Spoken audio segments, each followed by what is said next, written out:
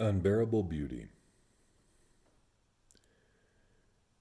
Beauty is unbearable, drives us to despair, offering us for a minute the glimpse of an eternity that we should like to stretch out over the whole of time.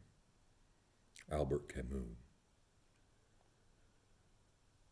Never lose an opportunity of seeing anything beautiful, for beauty is God's handwriting. Ralph Waldo Emerson. It is so easy to get sad. Just pay attention to what mankind is doing in and to the world, from the anemic economy to the chemical weapons in Syria, to the toddler tantrums in Washington, to the gray skies, and the fact that I burned my toast this morning. Sometimes it seems that we look for reasons to get our heads down, and when we don't see a reason right away, we create a reason. What will help me with the ugliness all around? In a word, beauty. The earliest European cave paintings date some 32,000 years ago. The purpose of the Paleolithic cave paintings is not known. The evidence suggests that they were not merely decorations of living areas, since the caves in which they have been found do not have signs of ongoing habitation. Also, they are often in areas of caves that are not easily accessed. Some theories hold that they may have been a way of communicating with others, while other theories ascribe them a religious or ceremonial purpose. May I suggest another reason for the art? Man was created in the image of a Creator God, and our Creator God is an artist. Man was imitating his Creator 32,000 years ago. He still is.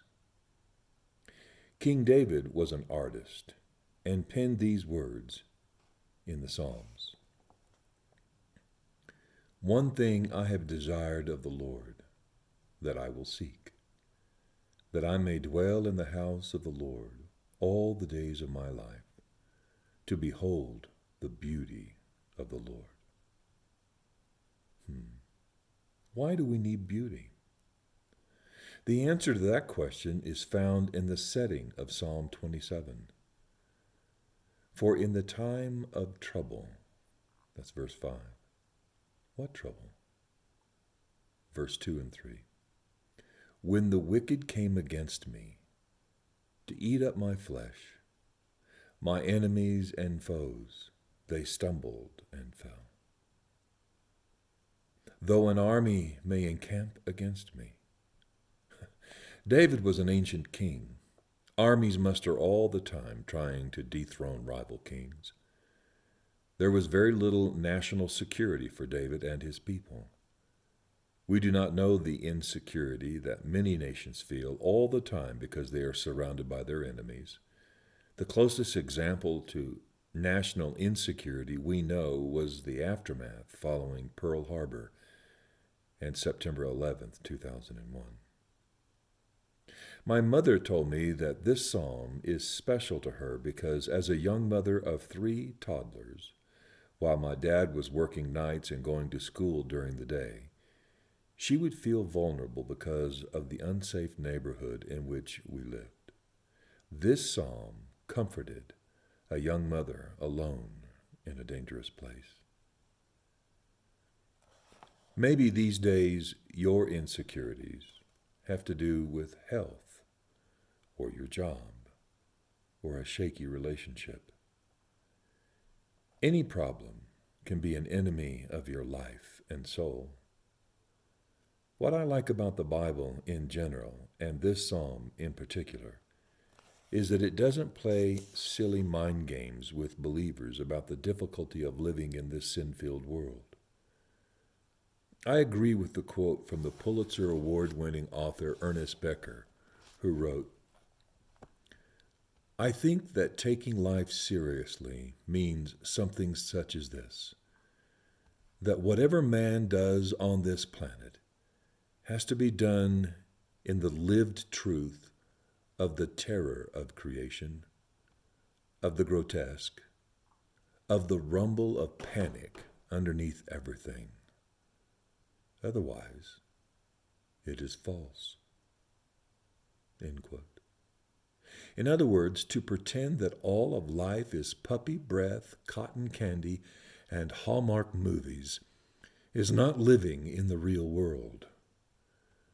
We are not taking life seriously unless we admit the rumble of panic that lies underneath everything. That is what this psalm does.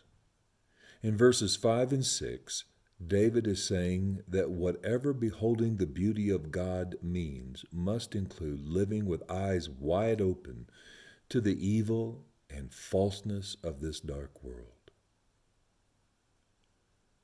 For in the time of trouble, he shall hide me in his pavilion. In the secret place of his tabernacle, he shall hide me. He shall set me high upon a rock.